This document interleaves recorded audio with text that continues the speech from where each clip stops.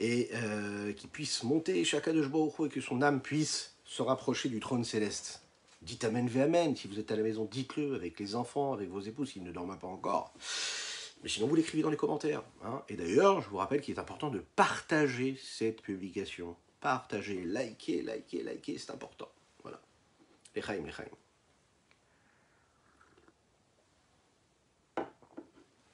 Donc en effet, tout ce qui se passe sur Terre, ce qui se passe dans le monde, dans la créature, a sa source dans la Torah. Il suffit de regarder la Torah pour tout trouver, pour tout comprendre et tout voir. C'est ce que nous allons voir aujourd'hui dans ce cours-là. Et on va se poser cette question-là. Comment se fait-il que dans la Torah, on peut déjà savoir ce qui va se passer dans le monde? Qu'est-ce que ça veut dire que de lire la Torah, c'est de savoir ce qui va se passer dans le monde?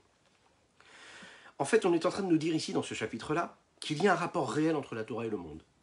On est en train de nous dire que la Torah, c'est le cerveau de tout ce qui se passe dans les différents mondes, supérieurs, inférieurs, ces mondes spirituels comme ces mondes matériels.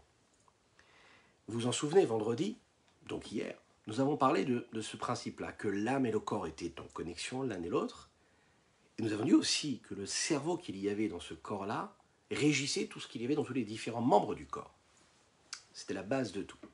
On a parlé de ce principe-là, comment le cerveau dirigeait même le cœur, même si on a l'impression que c'est souvent le cœur qui dirige le cerveau. Le cerveau du monde, il se trouve où? Eh bien, il se trouve dans la Torah. La Chassidoute nous dit, la Kabbalah le dit, que la Torah, c'est la source de la vie. On va le voir dans le nom que nous donnons aux choses, il y a la source de vitalité que les choses auront. Et dans les noms, il y a donc la vitalité qu'il y aura dans les choses qui sont nommées par ces noms. Nous avons étudié ensemble ce principe-là.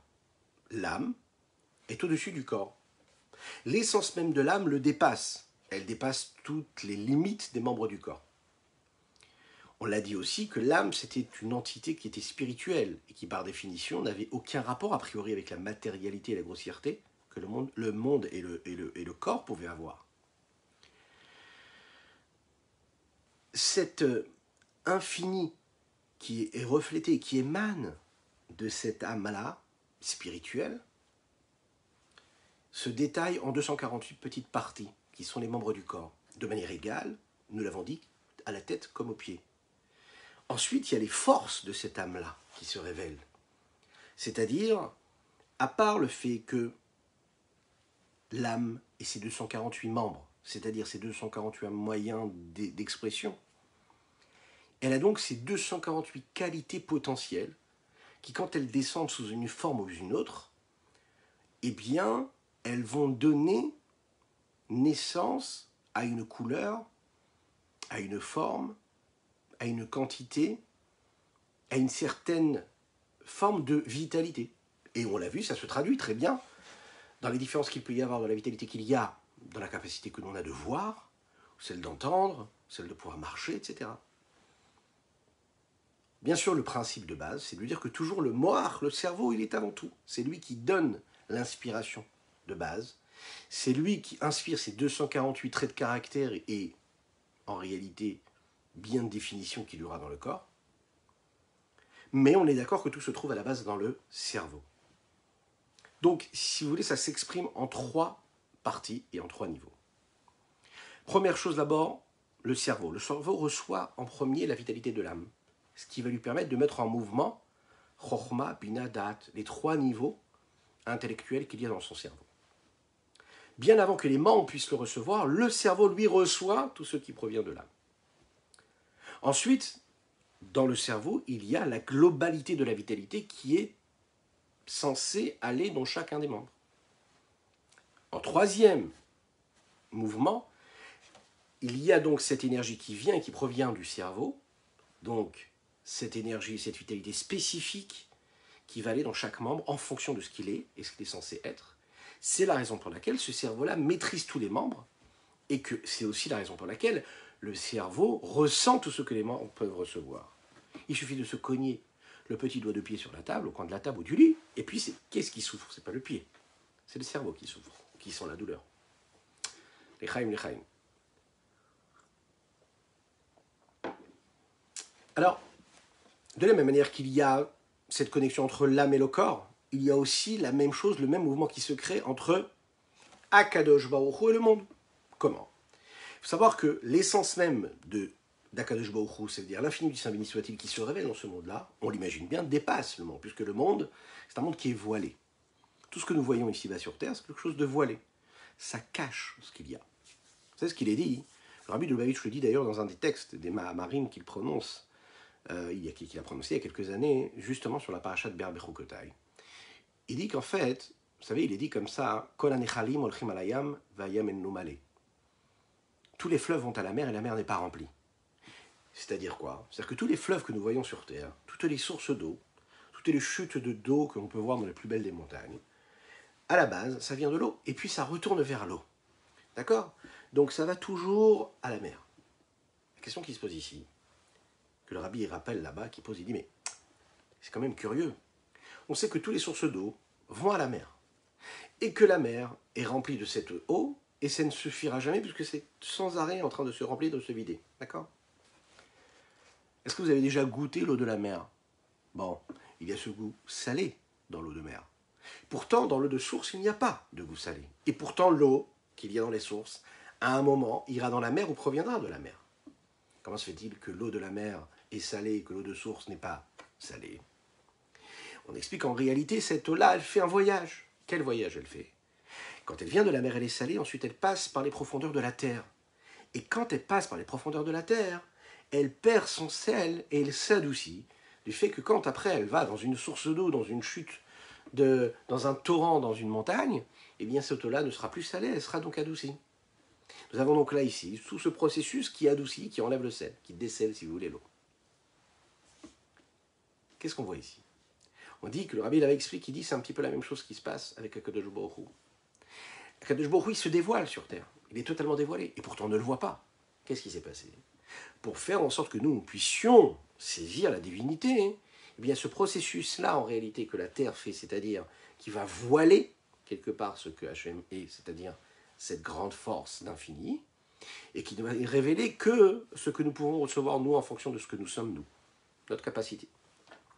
Pour ça, qu'est-ce qui va faire office de terre, si l'on peut s'exprimer ainsi? C'est ce qui va s'appeler le Seder Ishtalshelut. Cet ordre d'enchaînement des différents mondes que Dieu va créer, c'est ce qui va justement nous permettre à nous de recevoir la lumière qu'on peut recevoir, la vitalité qu'on peut recevoir, sans totalement disparaître. En réalité, par rapport à Kadosh Baruch Hu lui-même et à son essence, Dieu il est au-dessus du monde. Et de ce niveau-là, à ce niveau-là, il n'y a pas de différence entre les mondes. Il se trouve dans tous les mondes. Les mondes inférieurs comme les mondes supérieurs, de manière égale. Il est partout le même à Kadosh Baruch Hu. C'est ça qu'il faut se dire. Que dans le monde dans lequel nous vivons, peu importe ce qu'on vit, peu importe les difficultés, peu importe les épreuves, peu importe le bonheur ou pas que nous avons en ce moment précis de notre vie, ce samedi soir sur la terre, hein, il faut savoir qu'Akadosh Baruch Hu, il est présent. Il est présent comme il est présent dans le Gan Eden, comme il est présent dans le monde futur, dans le Olam Haba, comme il est présent dans tous les différents mondes, dans le monde d'Atzilut, Bria, Yetzirah. C'est le même Dieu. Ça, il faut le savoir. Hein. La seule chose, c'est que l'opacité du monde, elle fait qu'on a du mal à le ressentir. Ce qui se passe autour de nous, c'est le mensonge, c'est les voiles, les écrans, qui nous empêchent de voir vraiment Dieu. Mais Dieu, il est le même. Donc il va y avoir ce système d'enchaînement qui sont les 4 mondes, Atzilut, Bria, Yetzirah, Asiya. Il va créer à ce moment-là les séphirotes, ces forces-là qui nous permettent, et qui sont les outils, hein, qui permettent de diffuser cette lumière-là. Il va créer d'infinies créatures, et dans chacune de ces créatures, il y a une vitalité divine qui lui correspond, en fonction de ce qu'elle est capable de recevoir, et en fonction de sa capacité, et en fonction surtout de sa mission sur Terre. Chaque créature a une mission sur Terre, peu importe qui on soit, peu importe l'éducation que nous avons reçue, peu importe, entre guillemets, la chance que nous avons matérielle ou spirituelle dans notre vie, peu importe notre condition humaine, peu importe ce qu'on vit en ce moment hein, dans notre vie de tous les jours, il faut savoir qu'on a une mission. Et si nous avons une mission, c'est qu'on est vivant, et si on est vivant, c'est que nous avons une mission, et si Akadosh Baruch Hu nous a crié maintenant, et qu'on a, Baruch Hashem, en le remerciant la possibilité de respirer, c'est-à-dire que Dieu, il attend de nous quelque chose maintenant. Peu importe qui on a une mission particulière, précise à faire et à accomplir. Donc tout le processus de tout ce monde-là, il est parce qu'aujourd'hui, chacune et chacun d'entre nous, on a quelque chose à faire, à apporter. Ah, vous allez me dire, parfois on ne sait pas ce qu'on a apporté. Il faut juste se poser la bonne question. C'est qu'est-ce que je peux faire? Pas se poser la question, qu'est-ce que je pourrais faire, ou qu'est-ce qui serait bien que je fasse, qu'est-ce qui me plairait de faire ou pas, c'est qu'est-ce que je peux faire tout de suite. Quelle est l'action concrète que je peux accomplir tout de suite? Parce que ça veut dire qu'il y aura ici, à ce moment-là, l'émanation de l'infini Saint béni soit-il, qui sera traduit et qui va transcender ma vie, mon existence. Ça va devenir quelque chose de concret. C'est ça la différence qu'il y a entre les mondes supérieurs et les mondes inférieurs. Dans les mondes supérieurs, Akadosh Baruch Hu, il se dévoile et il brille de manière totalement dévoilée. Il est présent à l'infini. Dans les mondes inférieurs, il se cache. Et plus c'est inférieur, plus il se cache. Et plus on le sent qu'il se cache, plus il est présent. Mais moins on a l'impression de pouvoir le ressentir. Le troisième détail qu'il y a, et qu'il y avait dans l'exemple que nous avons donné, à savoir entre l'âme et le corps et le monde des dieux, c'est cette lumière qui fait vivre tous les membres du corps et qui se trouve principalement dans le cerveau, et dont vient toute l'influence et toute l'énergie qu'il y a dans chaque membre. Où est-ce que se trouve cette énergie dans le monde, et qu'on est capable de dire, voilà, ça c'est l'énergie de Dieu, la vitalité de Dieu. Quand on voit les membres du corps, on nous dit que la source vient du cerveau, et que la vitalité qui vient de l'âme et qui se pose dans le cerveau, elle va après ensuite aller dans chaque membre du corps en fonction de ce qu'elle a besoin, en fonction de chaque membre du corps. Quand on parle maintenant de Dieu et du monde, dans quel endroit du monde, dans quelle créature et à quel niveau on est capable de voir et de percevoir avec nos yeux de chair et de sang la présence divine, l'infini du Saint béni soit-il. L'Echaim, l'Echaim. Et là, le Admorazakan, le Rabbi Shneur Zalman, va nous le dire, on peut le voir, on peut le ressentir, et il suffit juste de regarder dans le Tanakh, dans la Bible, comment est-ce qu'on nous a donné les noms qu'on a donnés aux choses. Et à travers ces noms-là, on sera capable de percevoir l'infini du Saint béni soit-il qui se traduit, qui se matérialise dans cette vie-là. Qu'est-ce que ça veut dire qu'Akadosh Baruch Hu a créé le monde par sa chorma? Puisqu'on sait que puisque tout est basé sur le cerveau, donc il y a quelque part à ce moment-là, quand il y a la création du monde, la partie la plus élevée de Dieu, qui est cette influence qui viendrait pour résider dans les mondes, et qui viendrait dans la partie, on va dire, cérébrale du monde, si on peut s'exprimer ainsi, dans le cerveau du monde. Ça veut dire quoi? Dans les premiers outils qui ont été utilisés par Dieu, à savoir Chochma, Bina, Da'at. Chochma, le flash, de compréhension, Bina, le discernement, l'approfondissement, Da'at, le savoir, la conscience. Donc ces trois-là, c'est eux qui saisissent l'infini du Saint béni soit-il en premier lieu. Mais il y a encore autre chose qu'on appelle le Keter.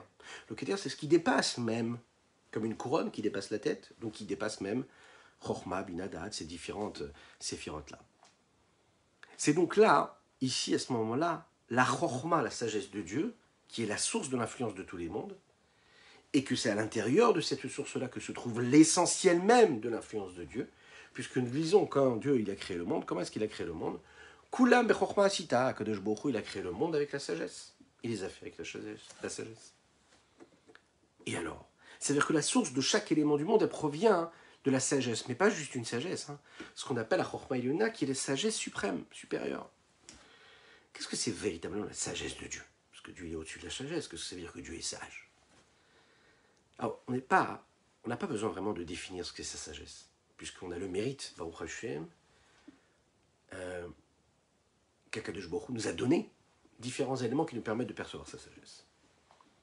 Il nous a même associés à sa sagesse.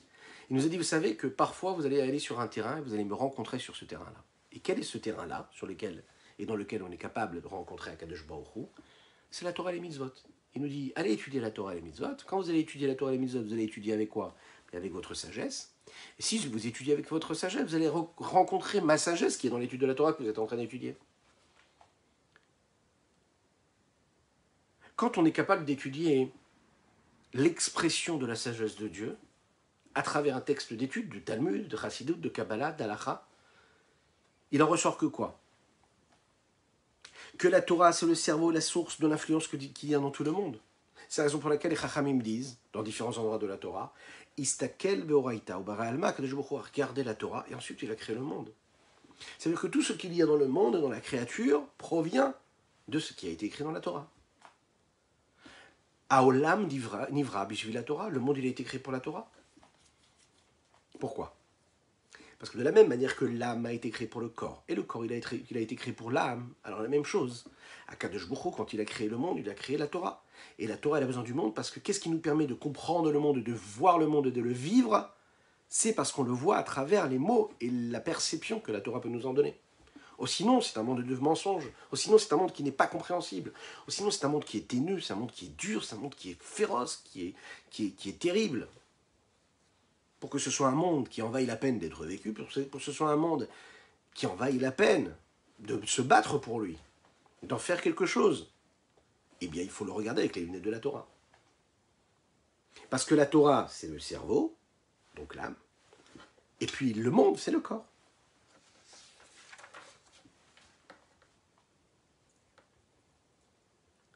Après qu'Akadosh Baruch Hu ait décidé de donner cette influence, et de faire passer cette influence, cet infini du Saint béni soit-il, à travers ses capacités, ses qualités intellectuelles, Chorma, Bina, Da'at, qui sont les 3 premières séphirotes, il descend jusqu'à la séphira de Malchut, qui est la dernière de toutes ces séphirotes. De la séphira de Malchut, cette influence-là arrive dans le monde.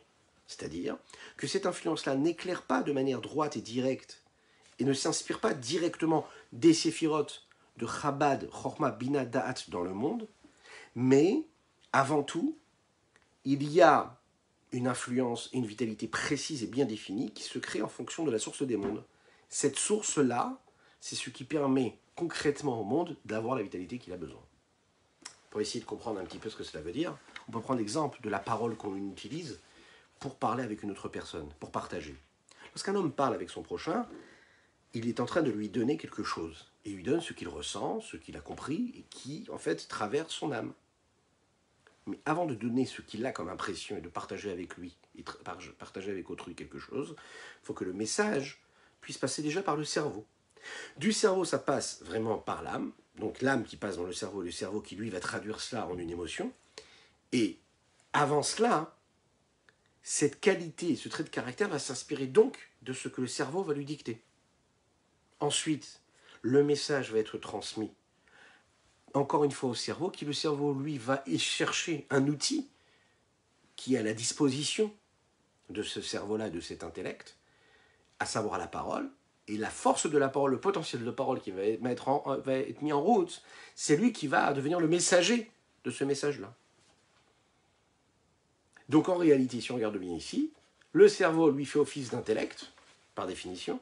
La parole, c'est ce qui va être appelé ici la malchut, la dernière séphira, la dernière force. D'ailleurs, ce n'est pas un hasard si la malchut, elle est appelée dans le Tikkuné Zohar, ce texte du Zohar que nous prononçons tous les vendredis soirs dans certaines communautés, le Patach Eliyahu, dans lequel on dit Malchut Torah Sheba Alpe Kainanla. Malchut, c'est appelé la Torah Sheba Alpe, parce que la bouche, c'est Malchut, la capacité de parler. Ça veut dire que quand on veut influencer, quand on veut donner, pour qu'il y ait un point de passage, de transmission, eh bien, on doit passer par la Malchut. Et c'est la séphira de Malchut qui véhicule la transmission et le passage à l'autre. Regardons dans les mots ce que le Admor Zaken nous dit ici, au début de ce chapitre 52. Ou que Moshe, Benishmata Adamika, Gilou Iklaouta Chayutuma Mochin, de la même manière que dans l'âme de l'homme, l'essentiel même du dévoilement de la globalité de cette vitalité se trouve dans le cerveau. Vechol, Aivarim Ekablimor, Vechoach Levad, et tous les membres reçoivent une lumière et un potentiel uniquement.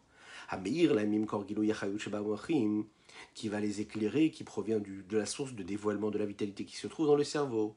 Kachamamash, c'est véritablement comme ça que cela se passe. Aderech Machal, un peu comme cet exemple-là. Ikar Gilou Klaout Amshachat Achayut Lachayot Aolamot Vabruim Shebaem. L'essentiel même du dévoilement de la vitalité qui permet à tous les mondes de vivre et à toutes les créatures qu'il y a dans les mondes de vivre. Ou Melabesh Vinichlal Melubash Vinichlal Birtson Vechormato Vinato Vidato Idbaech Anikrem Beshem Ochim. Il s'habille et il s'incline dans la volonté, dans la sagesse, dans la compréhension, dans le savoir et la conscience du Saint béni soit-il. Anikraim Beshem Mochin, qui sont appelés à ce moment-là des Mochin. VNN, et ils sont, ça veut dire quoi? Qui ils sont?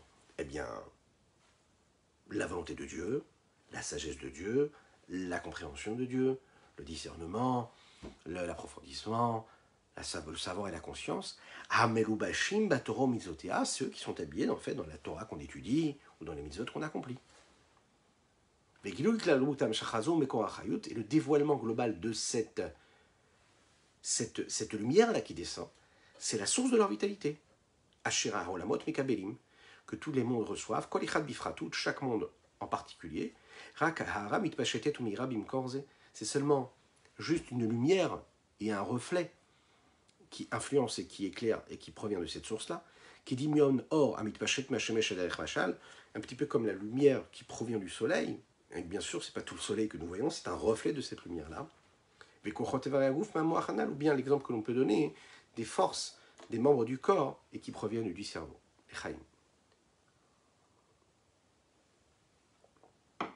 c'est un juif, un chassid en Israël, qui travaillait, c'est un chassid, hein, mais qui travaillait dans la construction.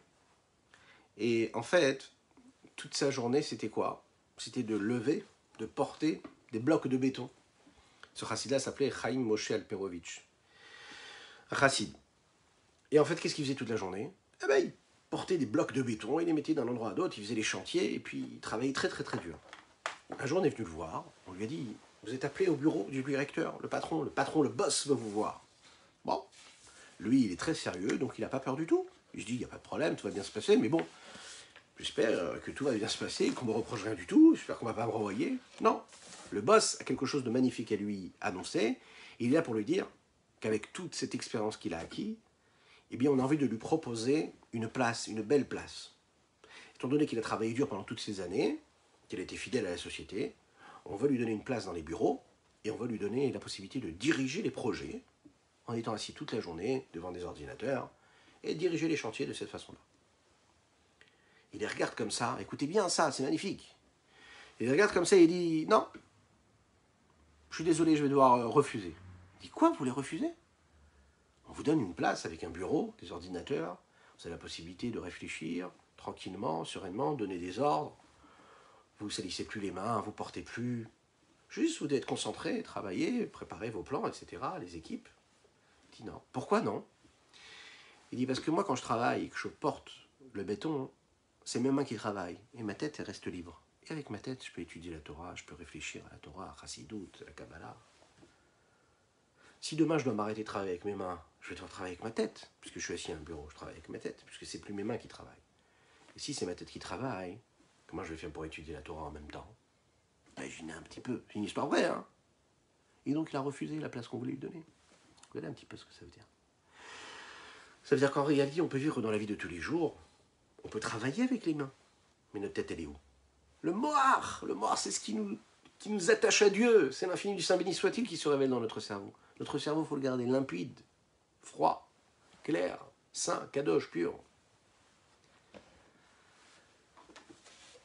Quand on étudie le Tanya, ou bien quand on étudie la Kabbalah, et qu'on découvre un petit peu, et qu'on perçoit ces notions-là,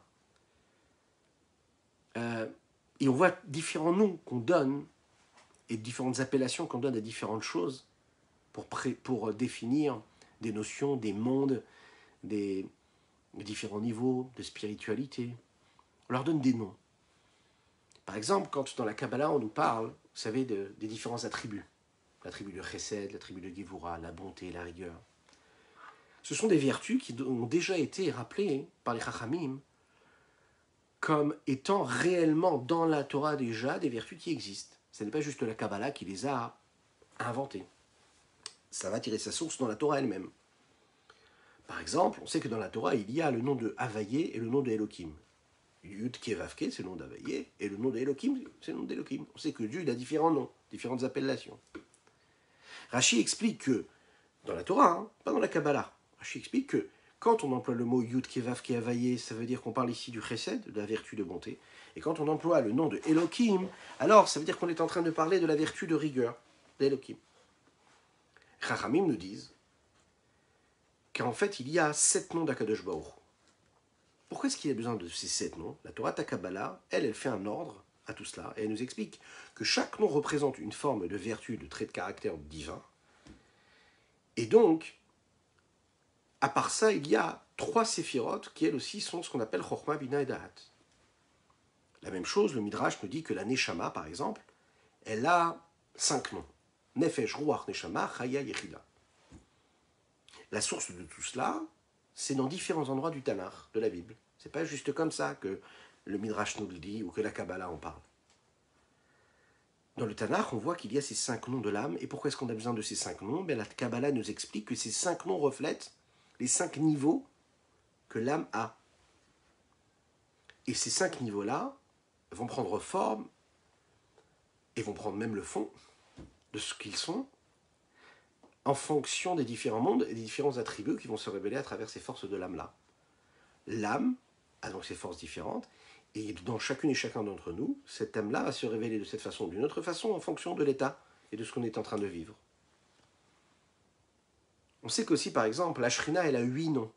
8 noms. Qu'est-ce que c'est la Shrina? Shrina, c'est ce qui émane de Dieu, qui se révèle ici-bas sur terre. C'est le Beth Amikdash, c'est le Mishkan, c'est l'endroit où Akadosh Baruch Hu prend corps, réellement, matériellement. Eh bien, il y a 8 noms à cela. On sait qu'il y a le niveau le plus élevé, et le niveau de tout, c'est ce qu'on appelle Atzmut ou Maout. C'est l'essence même de Dieu, l'infini du Saint béni soit-il. Et cette présence-là de l'infini du Saint béni soit-il, elle est partout dans tous les mondes de manière égale, dans les mondes supérieurs comme dans les mondes inférieurs. D'un autre côté, on sait qu'il y a un niveau divin qui a pour but de descendre dans chacun des mondes et de correspondre et d'adapter son influence et ce qu'il est en train de donner, partager en fonction du monde dans lequel il est. De quelle façon on est capable de définir, de nommer ce niveau-là? Alors, celui qui a eu l'habitude déjà d'étudier la Kabbalah, ou ceux qui suivent Baruch Hashem ce cours de temps en temps, c'est des noms, c'est des mots qu'on emploie parfois. Et on sait qu'il y a différents mondes, et dans les différents mondes, il y a les 10 séphirotes dans chacun des mondes. Et par exemple, on sait que la dernière des 10 séphirotes, on en a parlé tout à l'heure, c'est la séphira de Malchut, parfait. Et de quel monde nous parlons ici? Nous parlons du monde de Hatzilut. Et dans le monde d'Hatzilut, on a dit, c'est le monde de tous les possibles, parce que c'est le monde de l'infini. C'est un monde où il n'y a pas encore de création. C'est un monde où Akadosh Baruch Hu se révèle tel qu'il est, à savoir l'infini total du Saint béni soit-il. C'est-à-dire qu'il y a une notion de monde, mais on reste uniquement avec une présence divine, il n'y a pas d'entité différente. Mais c'est déjà, à travers Malchut, la séphira de Malchut, une forme ici de révélation. On va découvrir en fait ces 8 noms dans les différents endroits du Tanakh. On va le faire ensemble si vous voulez bien, ça va être assez rapide et succinct. La parole d'Akadosh Baruch Hu, c'est un principe, c'est une notion dont nous avons d'ailleurs parlé dans le Perek, dans le chapitre de Avot que nous avons lu aujourd'hui. Sarama Marot Nivra Olam, on le dit, le monde il a été créé par la parole. Donc on voit que déjà le principe même de parole, Dvar Hashem, la parole de Dieu, c'est déjà une forme d'expression de ce que Dieu est.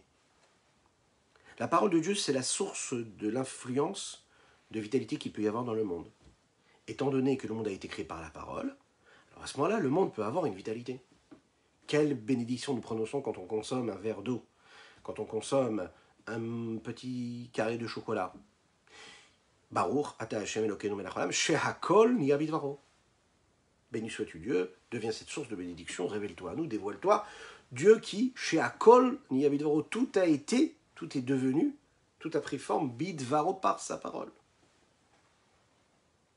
C'est-à-dire que la parole d'elle-même, manière que c'est ce qui permet de dévoiler à autrui ce que nous avons en nous, que ce soit un sentiment, que ce soit même une idée intellectuelle. La parole, c'est l'intermédiaire qui nous permet de se dévoiler. Akadosh Baruch Hu, lui aussi, la parole divine, c'est elle qui permet le dévoilement divin dans les mondes inférieurs dans lesquels nous vivons, ou même ceux qui nous précèdent d'ailleurs. La Shrina. La Shrina, le principe, la notion de Shrina, ce concept-là, si vous voulez, on le connaît tous. Vous ferez pour moi un lieu saint, et puis je résiderai parmi vous. Ça veut dire quoi? Shrina, lishkon bemakom mesuyam, ça veut dire résider dans un endroit précis. C'est-à-dire qu'il y a Dieu, et Dieu va résider quelque part. On ne parle pas de la divinité proprement dit, l'essence même de Dieu, la plus élevée, celle qui se détache du monde, mais nous parlons l'inverse, d'un niveau de divinité, de dévoilement divin, qui a pour but et pour fonction de descendre et de résider ici-bas. C'est un concept qui est différent du concept de Dieu qui est au-dessus des mondes. Dans la Torah, Takabala, il y a 4 noms qui sont donnés à cela. Malchut de Hatzilut. La séphira de Malchut, nous en avons parlé, c'est la dernière des 10 séphirotes. À l'inverse des 3 premières séphirotes qu'il y a dans les 10 séphirotes qui sont Chorma, Bina, Da'at, qui font partie de la partie intellectuelle, le monde d'Hatzilut représente la divinité, alors que le monde de Bria, Yetzira, Asiya sont déjà des existants. Ils existent, ce sont des entités de créatures existantes. Quand nous parlons de Malchut de Hatzilut, ou même quand on parle de la sphira de Malchut en général, de manière globale, c'est, on l'a dit tout à l'heure, la sphira qui permet la transmission, le passage entre le monde d'Hatzilut et les autres mondes, le monde de Bria, Yetzira et ensuite d'Asiya. Et nous l'avons expliqué, vous vous en souvenez, qu'à travers chaque séphira, en fait, c'est un transfert qui se passe entre chaque séphira, et quand ici-bas on reçoit ce que nous recevons dans le monde d'Asiya, bien dans Malchut de Asiya, il y a ce qu'il y a dans Malchut de Bria, il y a dans ce qu'il y a de Malchut de Yetzira. et donc ce qu'il y a dans le Malchut de Hatzilut, qui est au-dessus même des 3 mondes de création. Elle est appelée aussi Matronita. Qu'est-ce que c'est Matronita? L'appellation araméenne de Matronita qui veut dire Malka, une reine. Une reine, c'est ce que nous donnons comme nom à la séphira de Malchut. C'est elle, en réalité, qui représente et qui matérialise, qui donne forme à la volonté du roi. La reine, c'est elle qui permet de faire descendre ici-bas sur terre l'influence et ce que Dieu décide de nous donner ici-bas. Il y a un autre concept dont nous avons parlé, c'est le concept du Alma de Idgalia. Alma de Idgalia, c'est la traduction même de ce que veut dire le monde qui est dévoilé. Nous avons le monde qui est caché et le monde qui est dévoilé. Le monde d'Atsilut, c'est un monde qui est caché. Ça veut dire qu'il y a tout à l'intérieur. Il y a tout et en même temps il n'y a rien. Qu'est-ce que ça veut dire? C'est-à-dire qu'il y a tout au niveau de Dieu, mais il n'y a rien au niveau de la créature. Il ne peut pas y avoir d'existant, d'entité existence, puisqu'il n'y a que Dieu. Donc il y a l'influence de Dieu suprême qui dépasse même les mondes. C'est un petit peu comme la mer. Quand on voit la mer, on ne voit pas ce qu'il y a à l'intérieur de la mer. Pourtant, dans la mer, il y a toutes formes de créatures, toutes sortes de créatures, de végétales. Il y a toutes sortes de plantes, il y a toutes sortes de fleurs, il y a toutes sortes d'animaux. Et pourtant, quand on regarde la mer, on ne voit rien d'autre qu'une belle mer remplie. Cette influence-là qui va se dévoiler, qui va descendre ici-bas dans les différents mondes, c'est donc appelé Alma de Idgalia, parce que c'est un monde où tout se voit. À l'inverse de ce qui se passe dans le monde de Hatzilut, où là tout se ne voit pas, tout ne se voit pas du tout, tout est, mais tout ne se voit pas. Nous avons un autre concept aussi qui est très important de savoir, et vous l'avez bien compris, ici on est en train de donner différentes appellations, différents concepts qui ont des noms, mais qui sont là pour en réalité donner forme à une forme de révélation, de dévoilement de Dieu. Ce qu'on appelle Ima Tata. Qu'est-ce que c'est Ima Tata? Ima, comme son nom l'indique, c'est la maman, la matrice, la mère. Il y a celle qui est inférieure, celle qui est supérieure. D'après la Kabbalah, Ima Ilaha, celle qui est suprême, c'est le niveau de la Bina. Bina, ça veut dire après la Chokhma, qui est la sagesse, le flash de sagesse. Bina, il y a le discernement, l'approfondissement, celle qui pétrit, qui permet de bien approfondir les choses, l'intelligence. Et dans cette même notion, ce niveau-là de compréhension, nous avons là aussi Imatata, celle qui est inférieure. Et qu'est-ce que ça veut dire que celle qui est inférieure? Là, dans la Bina même, on a la Malchut. C'est la raison pour laquelle Bina, c'est appelé aussi Malchut. C'est pour ça que la femme est appelée aussi Malchut, Malka. La femme, c'est elle aussi qui représente aussi la Bina, là où l'homme représente le Chokhma, la Chokhma. Elle peut avoir donc parfois une facette de Bina, parfois une facette de Malchut. Et dans ce nom-là, donc quand elle est Bina, c'est ce qu'on appelle Ima Ilaha, la mère suprême, supérieure. Et puis quand on parle de Malchut, là, à ce moment-là, ça va être Ima Tata, celle qui devient celle qui est inférieure.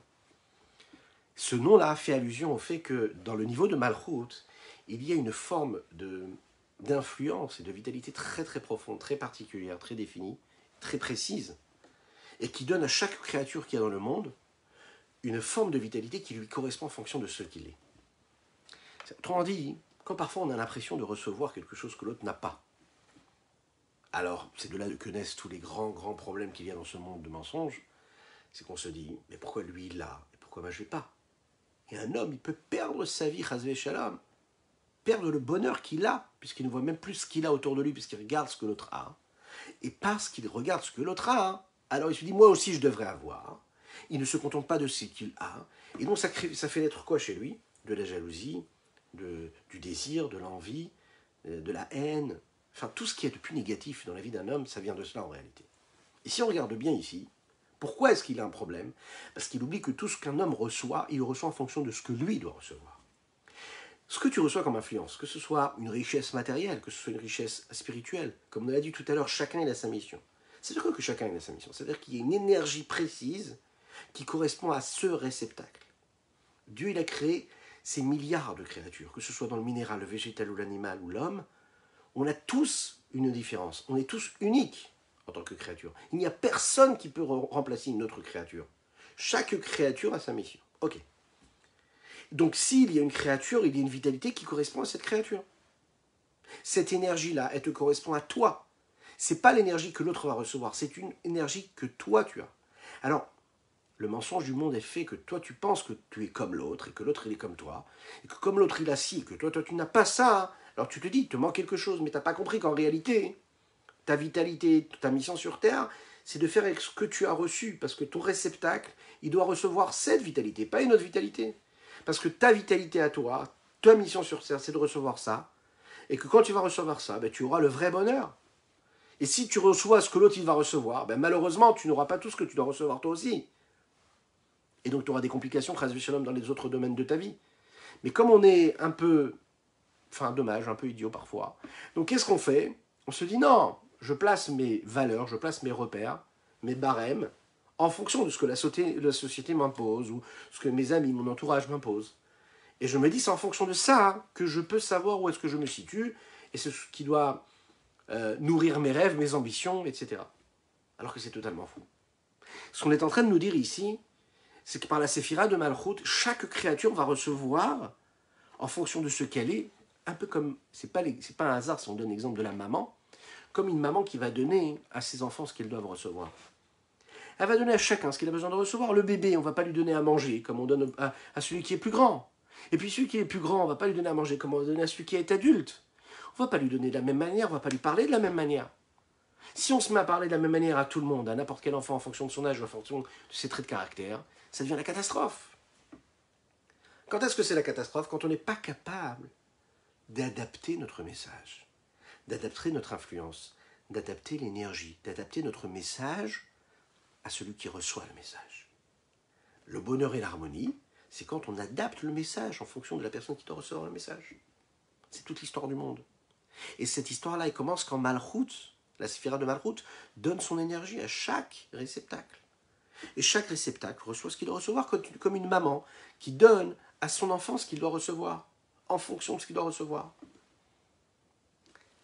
On peut ajouter à cela deux noms d'ailleurs qui correspondent à ce côté un peu maternel, qui sont appelés aussi dans le Tanakh ou dans les mots de la Torah, des Chachamim, et qui viennent aussi trouver un lien dans la Torah Takabala. C'est la notion de Em Abanim. Em Abanim. Em Abanim, ça veut dire que ça représente la source de la divinité qu'il y a dans les âmes de chacune et chacun d'entre nous du peuple juif. On sait que les Bnei Israël ont été appelés Bnei Israël, les enfants d'Israël. On a toujours cette appellation-là, on reste toujours des enfants. Banim atem lachem elokechem. Vous êtes appelés des enfants pour Dieu. Ouais. Pourquoi des enfants? Parce qu'en fait, on est considéré ici comme les enfants qui reçoivent d'Akadosh Baruch Hu. Qu'est-ce que sont ces enfants-là? Ce sont les âmes. Et qu'est-ce que sont ces âmes? Ce sont les âmes d'Atsilut. Qu'est-ce que sont ces âmes d'Atsilut? Nous avons parlé juste avant que celle qui nous donnait, c'est ces Malchut. Quel Malchut? Malchut d'Atsilut, qui va s'habiller en bas, dans Malchut de Asiya. Les âmes qui se trouvent dans le monde de Hatzilut, ce sont aussi des âmes qui peuvent influencer ce que les âmes des différents mondes vont recevoir. Ce sont les matrices, les mères de ces âmes-là.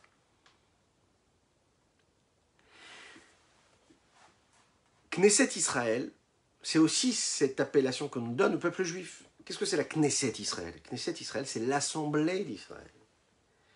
Et pourquoi l'Assemblée d'Israël? Les Chachamim nous disent souvent. En fait, dans la Kabbalah, quand on parle Knesset Israël, on veut dire que la source de toutes les âmes, que ce soit les âmes qui se trouvent dans le monde de Bria, que ce soit les âmes qui se trouvent dans le monde de Yetzira, que ce soit les âmes qui se trouvent dans le monde d'Asiya, en fait, elles sont appelées des Avadim. Qu'est-ce que ça veut dire des Avadim? Elles sont appelées des serviteurs. Elles sont là pour servir la source de bénédiction et de vitalité qui vient de leur mère, de ce qu'on leur donne à la base. Et pourquoi ça prend ce nom-là de Knesset? Parce qu'elle, de cette façon-là, on permet de réunir, d'englober comme une seule unité ce que l'on reçoit ici-bas par rapport à ce que nous avons reçu en haut.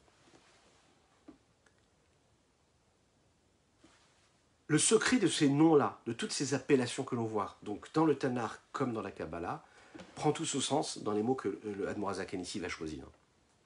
Ou Makorze ou Anikra Alma de Idgalia. Cette source-là, c'est ce qui est appelé dans la Kabbalah le monde de dévoilement. Ou Matronita, la reine, celle qui reçoit du roi. Veimatata, le niveau inférieur de ce que l'on appelle le niveau de Ima. Ou bien Shrina, ce que nous avons vu tout de suite oralement. cette présence de Dieu qui réside, Veshachanti betocham, milashon veshachanti betocham. Al-Shem shemakorze ou reshit itgalut orensof. Pourquoi? Parce que sur ce nom-là, qui est la source de tout, qui est le commencement du dévoilement de la lumière de l'infini du Saint béni soit-il, qui apporte et qui éclaire les différents mondes de manière totalement dévoilée. Et de cette source-là, alors cette vitalité va aller et va donner de l'énergie à chacun et chacune de toutes ces créatures-là.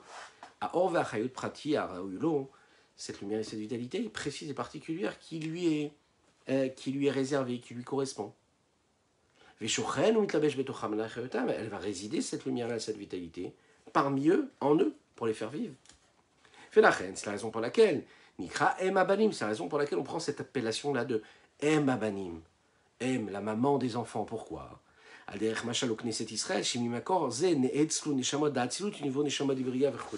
Pourquoi? Parce que des Neshamot de Hatzilut, des mondes Hatzilut, vont naître toutes les autres Neshamot qu'il va y avoir dans les différents mondes.